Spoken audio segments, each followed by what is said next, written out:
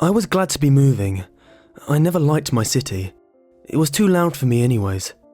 I looked around at my family members in the car.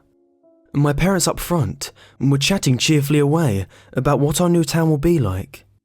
My father, who was driving the curves of the street carefully, was offered a lawyer position at the town that paid him double what he made back in the city. And my mother, an antique store owner, was happy to be able to open a bigger antique shop in our new town. My brother, sitting quietly beside me, had his headphones plugged in his ear as usual. He was only a year older than me, a senior in high school.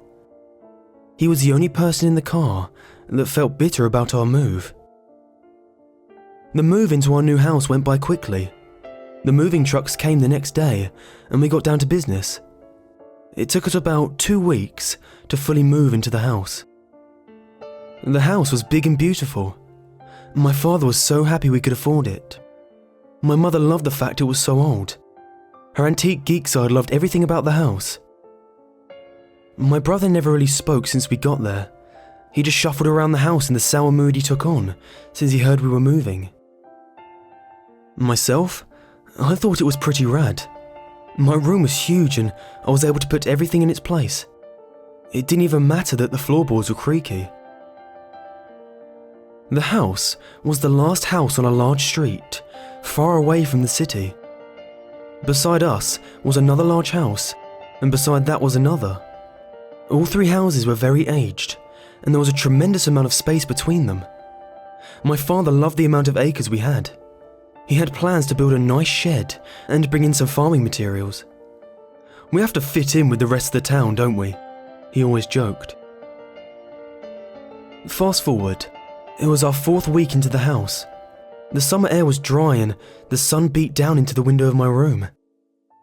It was an absolutely beautiful day, and I was excited to go into town. I got up and had breakfast. My mother baked muffins and fed us bacon. I always loved her cooking. I got upstairs and hopped into the shower. I cranked the radio up high and sang loudly as I showered. I was in an excellent mood. I hopped out of the shower and started to towel dry my hair. Suddenly, I heard a tapping. A bird? No, that couldn't have been it. My bathroom window was somewhat small, and it was the faded ones. You know, those kind of windows that you couldn't see out of. I opened the window a bit and found a tree branch hitting itself against the window.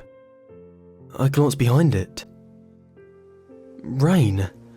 Lots of it. It was so ugly outside. Where did the beautiful sun go? That dry, crisp air was replaced with a gloomy, sad atmosphere. Despair continued to wash over me as I continued to look outside as I got dressed. Our day plans were ruined. Everyone stayed inside that day. We found things to do. We cleaned the kitchen and reorganized the living room to look better.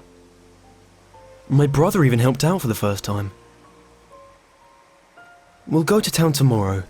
This is probably just a summer storm," my dad reassured me.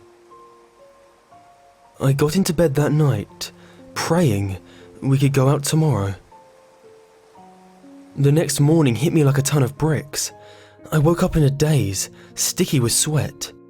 The sun shined in my room, leaving a rainbow pattern on my ceiling. It was another beautiful day, but I felt terrible. Cold sweat ran down my legs and my head was pounding. I decided to sleep a little longer. I hoped if I woke up again, maybe my headache would pass. I woke up 3 hours later and still felt sick. Something felt different though. I glanced out the window. It was pouring again. It was worse than yesterday. Fog stuck to my window and I couldn't see more than 3 feet away from the house. Raindrops hit the leaves on the trees violently, causing them to thrash about. Our plans were ruined once again. Just like yesterday, we stayed inside. We found more things to do. We dusted the shelves, we mopped the floor, we even rearranged the living room again. The 4th day, rain would not stop hitting our roof. It was disgusting outside. We had no connection to the outside world. We hadn't even had time to hook up our cable or internet. It was too dangerous to go into the city, let alone have them come to us. The roads were slippery, and it was starting to flood. The rain felt like it was draining my energy. I started staying in bed longer. The 6th day came. Rain. The rain still poured. Thunder greeted us with a cackling laugh. We were running out of food in the house, and my brother started to get more angry. We needed to get out, but we were trapped. The roads were flooded, and we still had no connection to the outside world. We ran out of ways to rearrange the living room. I rolled out of bed around 1 in the afternoon. I felt so gloomy lately. I hadn't any energy to get out of bed. I sipped some orange juice and made myself some toast. My mother stopped making breakfast. My father paced around the house. He was nervous for himself and our future. He hadn't gone into work since we got there. He was scared he'd be fired. But his co-workers were stuck inside due to the storm, right? The 11th day came, and nothing seemed to get better. The trees became bare from the wind. The sky was a murky, dark blue tint. We were all miserable. The last of our food sat on our kitchen table. We were so hungry. We needed to eat. We sat around the island and finished off what we had left. Finally, the 14th day came. My brother never came out of his room anymore. He just laid in his bed, his eyes never blinking. As always, his headphones were plugged into his ears. I don't think he noticed. His battery died 2 days ago. My father was lying on the couch. He didn't move. He didn't make a sound. He'd been lying there for a while then. Was he taking a nap? I'd never witnessed a grown man napping for so long. Myself, I sat beside my mother on the kitchen table. Her body felt cold, and her eyes were shut. She laid her head down an hour ago, and had stopped responding to my questions. I'd been living off crumbs I found in our garbage. Gross, I know, but what was I supposed to do? For the next few days, I sat beside each individual family member and talked to them. I talked to them about everything, my fears and anxieties, about the new school year, and the friends I hoped I would make. And they never talked back, just listened. It felt good to be listened to. I was sick, skinny with hunger. The house was starting to smell bad. But from what? We had no food left. What could be rotting? I tried to ask my mum what we should do. She never answered. The rain still poured. It never did stop. I needed fresh air. I needed to get away from that awful stench. Where could I go? It was a disaster outside. I shuffled to the door. I could barely hold myself anymore. I turned the knob, and it opened. The door creaked powerfully, and the floorboards underneath me creaked as I stepped outside to the front porch. I suddenly felt like I was in water. Everything was dripping all around me, almost like the world was melting. It was like I dove into the ocean.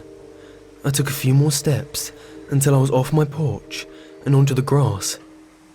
It felt slimy with rain. I shut my eyes and took a deep breath. The air was damp, but it felt good going through my dry nostrils. I opened my eyes and sunshine. It was like I stepped into a whole different world. The rain was gone. Actually, it was like it was never there. The trees were back to normal, with their crisp green leaves. The road was no longer flooded, and our grass was back to a nice and bright green. Finally, the sky was light blue, and the sun was shining down on my face. I was confused, to say the least. It was hauntingly rainy before. Now, it looked like a drop of rain hadn't hit the floor in weeks. With the last energy I had in me, I shuffled to where the road started. I turned around, and my dry, red eyes grew wide. In front of me stood our new house. but it didn't look like the house that was there in the beginning.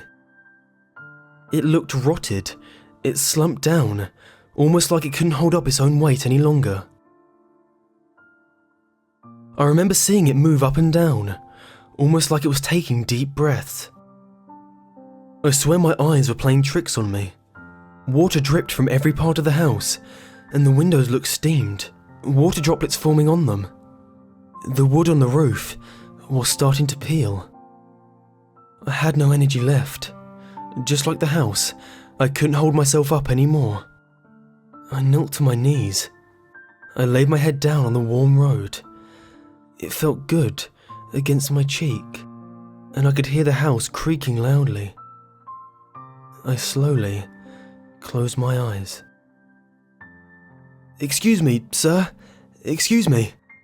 I heard a voice. I didn't have the strength to open my eyes. "Does he have a pulse?" I felt a cold finger press against my neck. "Barely." "Do you think he'll make it?" "Let's hope to God he does." I opened my eyes to find myself in a hospital bed. I was so weak, so skinny. I could barely keep my eyes open. A doctor stood at the corner of the room, and he was speaking to a female nurse. "I can't believe he made it," the nurse sighed. "Yes, it was a miracle. He's in critical condition," he said, scribbling things down in a notebook. "Poor boy. Did you hear the sheriff? His whole family died of starvation." She shifted her weight. She looked uneasy. "I just don't get it. They never even left the house when they got there. It's like they wanted to starve themselves."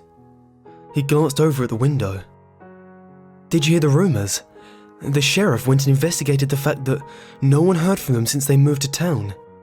Everyone was buzzing about them, but they never showed up anywhere. I believe people were getting worried." She shifted again. "He found his family stuck to the floorboards of the house.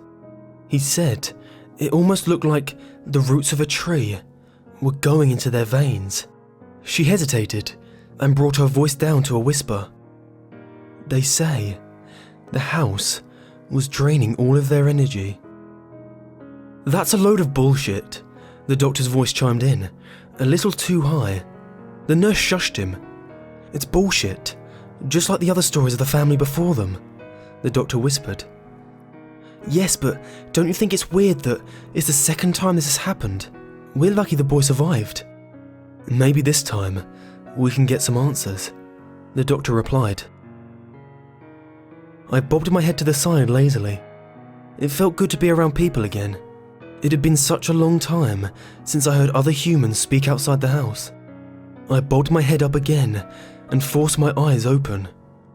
"Look, he's awake," the nurse announced. Her expression changed and a smile played across her face. "Good morning. How are you feeling?" I blinked my eyes and shook my head back and forth.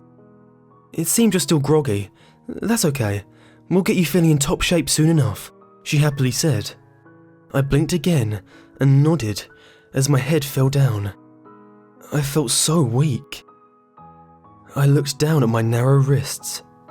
My veins popped out, a circuit of dark blue lines running up my arm.